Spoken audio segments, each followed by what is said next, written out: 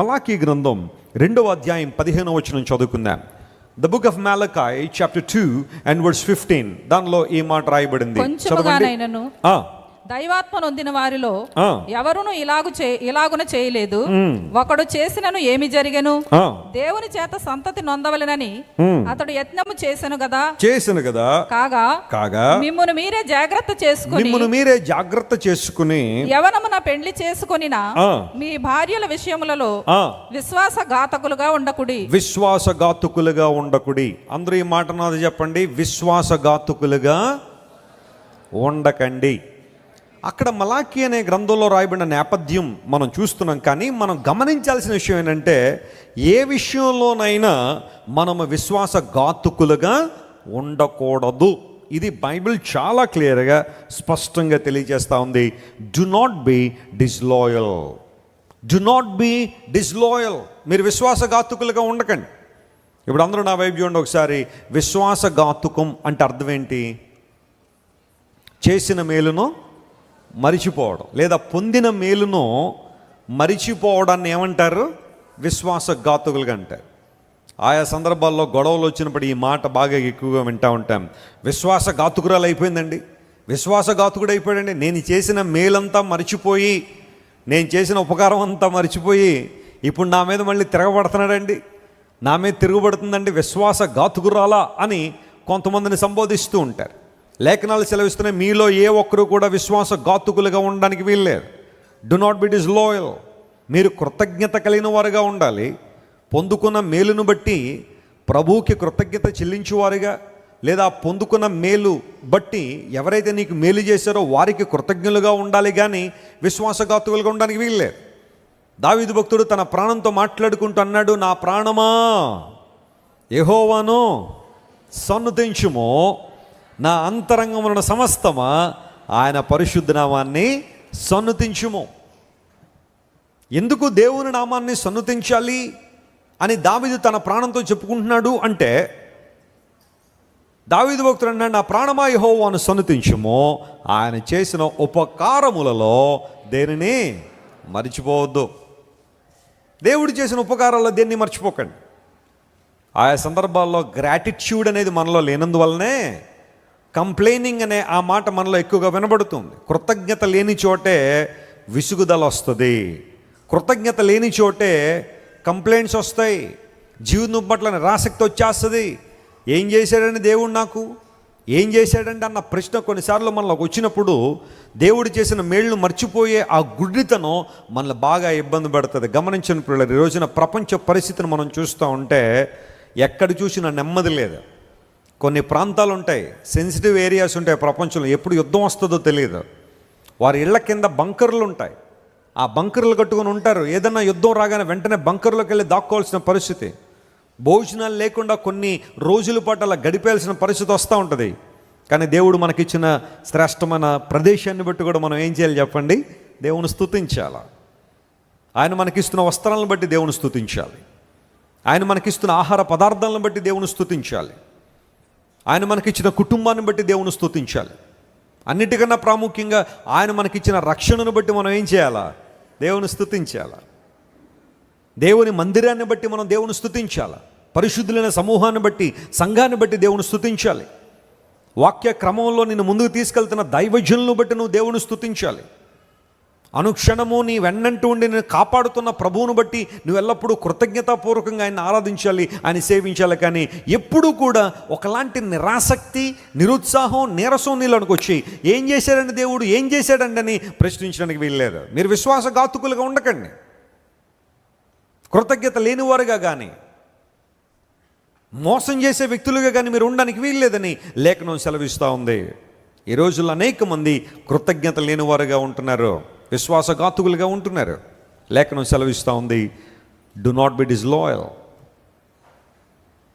దేవుని స్తుతించే అనుభవం, ఆయన కృతజ్ఞత తెలియజేసే అనుభవం.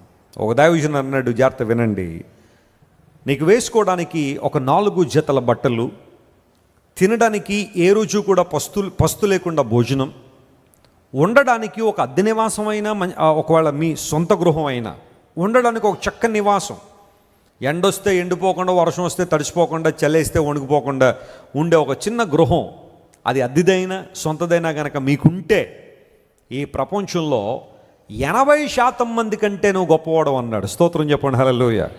80% మంది ప్రజల కన్నా నువ్వు చాలా చాలా ఉన్నతమైన స్థితిలోనే ఉన్నావు. 4 జతల బట్టలకే, ఏ రోజు పస్తు లేకుండా భోజనానికే. ఎస్, ప్రపంచంలో చాలామందికి బహుశా అవి కూడా అందడం లేదేమో. నేను ఆఫ్రికా దేశాలు ఆయా సందర్భాల్లో తిరుగుతున్నప్పుడు అక్కడున్న చిన్నపిల్లల్ని చూసినప్పుడు కళ్ళం నీళ్ళు వచ్చిన సందర్భాలు కొన్ని ఉన్నాయి. ఎముకల గూడుల్లో ఉంటారు వాళ్ళు, సరైన పోషక పదార్థాలు అందవు వాళ్ళకి. ఎముకల గూడులు అస్థిపంజరాల్లాగా వాళ్ళు బట్టలు వేసుకోవడానికి కూడా కొన్ని సందర్భాలు బట్టలు లేని పరిస్థితుల్లో వారు ఉండి ఆ వీధుల మీద, ఆఫ్రికాలో విపరీతమైన ఎండలు ఉంటాయి, ఆ ఎండల నుంచి తమను తాను కాపాడుకోలేక అలా పడిపోతున్న పరిస్థితులు వీధుల్లో చాలామంది ఉంటారు. నేను రీసెంట్గా ఇథియోపియా వెళ్ళాము, ఆ తర్వాత కెన్యా అనే దేశాన్ని విజిట్ చేశాం, సౌత్ ఆఫ్రికా కావచ్చు, బొత్స్వానా కావచ్చు, ఆ తర్వాత టాంజానియా కావచ్చు. ఈ దేశాలను చూస్తున్న చిన్న చిన్న పిల్లలను చూస్తూ ఉంటే ఎంత జాలేస్తుందో. దేవుడు మనకిచ్చిన ఆధిక్యతలను బట్టి ఎప్పుడైనా ప్రభువును స్తుతించామా? ఒక దైవజనుడు అంటాడు, నా కాళ్ళకి బ్రాండెడ్ షూ లేదని ఏడ్చాను నేను దేవుని సందుకు వచ్చాయి. ఎప్పటివరకు ఒక తెలుసా, నా ప్రక్కన కూర్చుని ఆయనకి కాళ్ళు లేవని చూసేంతవరకు దేవుని సందుకు వచ్చి బ్రాండెడ్ షూ కోసం ఏడ్చాను. కానీ ఎప్పుడైతే నా ప్రక్కన కూర్చుని ఆయన కాళ్ళు కూడా లేవు, అయినప్పటికీ ఆయన దేవుని స్తుతిస్తూ, ప్రభువా నీవు నాకు ఇచ్చిన జీవితాన్ని బట్టి వందనాలయ్యా, ఈ దేహాన్ని బట్టి నీకు స్తోత్రాలని కాళ్ళు లేని ఆయన దేవునికి స్తోత్రం చెప్తా ఉంటే సిగ్గనిపించింది. నేను ఉన్న కాళ్ళకి ఏ షూ వేద్దామని చెప్పి ప్రతిరోజు వరి అవుతూ ఉంటే కాళ్ళు లేనోడు కాళ్ళు లేవని వరి అవ్వకుండా మిగతా దేహాన్ని బట్టి దేవుని స్తుతిస్తూ ఉంటే చాలా సిగ్గనిపించింది అన్నాడు. నిజమే, ఆయా సందర్భాల్లో నీకున్న ఆధిక్యత ఏంటో నీకు తెలియనందువల్లనే ఏడుస్తున్నావు, నిరుత్సాహపడుతున్నావు, నిరసించిపోతున్నావు. కృతజ్ఞత లేని జీవితం బహుశా నీలో ఉందేమో. ఈరోజు దేవుడు మాట్లాడుతున్నాడు, మీలో ఏ ఒక్కరు కూడా విశ్వాసఘాతుకులుగా ఉండకండి. చేసిన మేలును మర్చిపోయేవారుగా కానీ, చేసిన మేలును మరిచిపోయి మరలా మేలు చేసిన వారి మీద తిరుగుబాటు చేయడం కానీ అలాంటివి చేయడానికి వీల్లేదు. ఇశ్రాయేలు ప్రజల యొక్క జీవితంలో అనేక సార్లు ఈ విశ్వాసఘాతుకం అనేది కనబడతానే ఉంది. దేవుడు ఎన్నో మేళ్ళు వాళ్ళకి చేస్తున్నా ప్రతి చిన్న విషయానికి వాళ్ళు ఏం చేయడం ప్రారంభించారు? సనగడం మొదలుపెట్టారు, ఏడవడం మొదలుపెట్టారు. ఐగుప్తు దేశం నుండి దేవుడు వారిని బయటికి తీసుకొచ్చి 40 సంవత్సరాల అరణ్యంలో వారిని అద్భుతంగా దేవుడు నడిపించాడు. వారికి కావాల్సిన ప్రతిదీ కూడా దేవుడు అనుగ్రహిస్తూ, పగలు మేఘస్తంభమై రాత్రి అగ్నిస్తంభమై దేవుడు వారిని నడిపించి, మన్నాను కురిపించి, పూరేళ్ళను రప్పించి, బండల్లోంచి నీళ్ళు ఇచ్చి, శత్రువులు వస్తున్నారంటే వారి మీద విజయాన్ని ఇచ్చి, దేవుడు ఎంతగానో వారిని బలపరిచి నడిపిస్తుంటే ప్రతి విషయానికి వారు ఏం చేయడం ప్రారంభించారు? సనగడం మాత్రమే కాకుండా, మేము వెళ్ళిపోతాం, మళ్ళీ వెనక్కి వెళ్ళిపోతాం, మరలా మాకు ఐగుప్తుకు పంపించేయండి, ఐగుప్తుకి వెళ్ళిపోతాం. ఏమున్నా ఐగుప్తులో ఒక సందర్భంలో అంటున్నారు, మేము ఐగుప్తులో ఉచితముగా తిన్నా కీరకాయలు, ఉచితముగా తిన్నా తెల్లగడ్డలో, ఉచితముగా తిన్న ఉల్లిపాయలు, ఇవన్నీ గుర్తు వస్తున్నాయి, మాంసము, చేపలో ఇవన్నీ గుర్తు వస్తున్నాయని చెప్పి ఆడడం మొదలుపెట్టారు. నిజంగా మాట్లాడేసుకుంటే వాళ్ళు ఉచితంగా ఐగుప్తులు అవి తిన్నారా? ఏం తిన్నారు వాళ్ళు? దెబ్బలు తిన్నారా? ఫరో భయంకర కొట్టడం మొదలు పెడతా ఉంటే మీకు గడ్డి కూడా ఇవ్వము, మీరు ఇటుకలు లెక్క అలాగే చెయ్యాలని భారం పెంచేస్తే అక్కడంతా నలిగిపోయి అణిగిపోయి పడరాని బాధలన్నీ పడి దేవుడు ఇంత చక్కగా అన్ని పోషితాలు బయటకు వచ్చి అంటున్నాడు, మేము ఉచితముగా తిన్న ఉల్లిగడ్డలు తెల్లగడ్డలు మాకు గుర్తు వస్తున్నాయని. దాన్నే డాంబికం అంటారు. డంబం అంటే అర్థం ఏంటి? లేనిది ఉన్నట్టుగా చెప్పుకోవడం, ఉన్నది ఉన్నట్టుగా చెప్పుకోవడం తప్పేం కాదు. ఎంత వచ్చినాయిరా మార్కులు? 40 వచ్చినాయి అన్నయ్య, కొంచెం కష్టపడి నెక్స్ట్ టైం 90 తెచ్చుకుంటానంటే పర్లేదు. నీకు వచ్చిన మార్కులు 40, ఎంత వచ్చినాయంటే 90 మార్కులు వచ్చాయి లేదా 100 మార్కులు వచ్చాయని చెప్పేవాళ్ళు కొంతమంది ఉంటారు. డంబం. ఎంతమ్మా జీతం నీకంటే ఆ జీతం అడగకూడదు అనుకోండి ఎవరిని. వచ్చేది 15,000, చెప్పేదంతా ₹1,00,000. డాంబికులు దేవుని సన్నిధిలో నిలవలేరని బైబిల్లో రాయబడింది. ఉన్నదన్నట్టుగా మాట్లాడు, వాస్తవాన్ని వాస్తవంగా మాట్లాడు, అందులో తప్పేం లేదు. ఐగుప్తులో ఫ్రీగా తిన్నావు నువ్వు, అక్కడ ఫ్రీగా దెబ్బలన్నీ తినేసి బయటకు వచ్చి అంటున్నారు ఇక్కడ మేమేం తిన్నాం. ఒక్కొక్కడు ఉంటాడు చేయకూడని పనులు చేసి జైల్లోకి వెళ్తాడు, లేకపోతే ఆ పోలీస్ స్టేషన్లో తీసుకెళ్ళిన తర్వాత పోలీసు వాళ్ళు లోపలికి తీసుకెళ్ళి వాళ్ళకి రావాల్సిన ఇన్ఫర్మేషన్ కోసం శుభ్రంగా లాటిల్కి పని చెప్పి చాలా చక్కగా లోపల ట్రీట్మెంట్ చేసి బయటికి పంపిస్తారు. అప్పుడు ఫ్రెండ్స్ అడుగుతారు, అరే ఏం జరిగిందిరా లోపల? ఏమన్నారంటే, బిర్యానీ పెట్టారురా మనకి. నీ బిర్యానీ పెట్టారు లోపల, నీకు లోపల తినాల్సిన దెబ్బలన్నీ తినేసి బయటకు వచ్చేసి బిర్యానీ పెట్టారు తెలుసా? మరి ఆ బిర్యానీ మీనింగ్ ఏంటో మరి తెలియాలి బయటకు వచ్చాక. డాంబికమైన జీవితం మనకు పనికిరాదు. హెచ్చించుకోదగిన దానికన్నా ఎక్కువ హెచ్చించుకోవద్దు అన్నాడు బైబిల్లో. ఎంతవరకు అంతే, అంతవరకు. ఆ లిమిట్ నీకు తెలియాల. ఇశ్రాయేలు ప్రజలు అలాగే దేవుని సన్నిధిలో విశ్వాసఘాతులను తిరుగుబాటు చేశారు కాబట్టి వారిలో చాలా మట్టుకు కనాన దేశాన్ని చూడకుండా ఏమైపోయారు? అరణ్యంలోనే చనిపోయారు. కానీ దేవుని బిడ్డలారా, కృతజ్ఞత కలిగి ఉందాం. హల్లెలూయా. దేవుని వైపు మనం చూద్దాం. ఆయన ఇచ్చే ప్రతి ఆశీర్వాదాన్ని బట్టి, ఆయన మనకి చేస్తున్న మేళ్ళన్నిటిని బట్టి, ఉపకారాలను బట్టి ఎల్లప్పుడూ మనం ప్రభువును స్తుతిద్దాం. చాలాసార్లు మీకు చెబుతున్నాను, నీకున్న కుటుంబాన్ని బట్టి ఎప్పుడైనా ప్రభువును స్తుతించావా? నీకున్న భర్తను బట్టి ఎప్పుడైనా ప్రభువును స్తుతించావమ్మా? లోకంలో చాలామంది భర్త లేక వారు ఏదో ప్రమాదాల్లోనో లేదా అనారోగ్యాలతోనో చనిపోయి ఒంటరిగా బ్రతుకుతున్న మహిళలు, వారు ఎదుర్కొంటున్న కష్టాలు, వారు ఎదుర్కొన్న ఇబ్బందులు నీకు తెలుసా? భర్త ఉన్నాడనే కదా నీకు అంత లోకువ. కొన్ని సందర్భాల్లో చాలా భయంకరంగా కేకలేస్తూ ఉంటావు. నీ భర్తను సరిగా పట్టించుకోక ఇష్టానుసారం తిరుగుతూ ఉంటావు. కొన్ని సందర్భాల్లో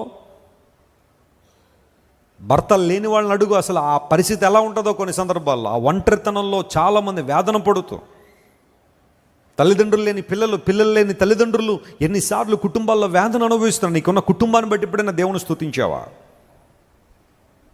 నీకున్న సంఘాన్ని బట్టి, సంఘ నాయకులను బట్టి ఎప్పుడైనా ప్రభువును స్తుతించావా? అనేక మంది అబద్ధ బోధల్లో, అబద్ధ భయంకరమైన పరిస్థితుల మధ్య కొట్టుమిట్టాడుతున్నప్పుడు దేవుడు సత్యానికి స్తంభంగా ఉన్న సంఘంలో నాటినందుకు నువ్వు ఎప్పుడైనా ప్రభువును స్తుతించావా? ప్రపంచంలో ఎన్ని అబద్ధ బోధలు చెలరేగిపోతున్నాయి ఈ రోజున. మన భారతదేశంలో కూడా సెటానిక్ చర్చెస్ వచ్చేసాయి, సాతాను సంఘాలు వచ్చేసాయి. హైదరాబాద్లో కూడా ఉందట, అది ఎక్కడుందో తెలియలేదు కానీ అడ్రస్, కానీ ఉందని విన్నాను.